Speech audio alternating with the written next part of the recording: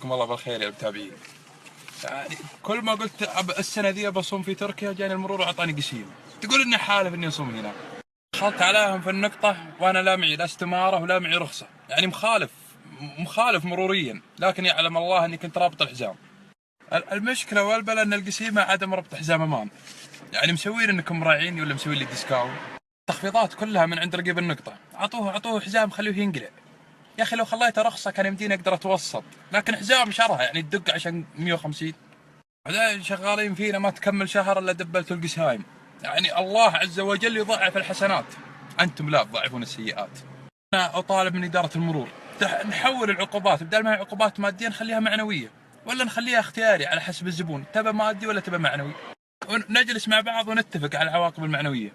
مثلا قاطع اشاره تصليبه 3 ساعات عند الاشاره اللي قطعتها، ما معك رخصه بطه بشم اجلس ونكون من هذا المنطلق حلينا ازمه بين المرور والمواطن، وراح نكسب شعب رياضي ويتمتع بحاله صحيه جيده من خلال هذه العواقب.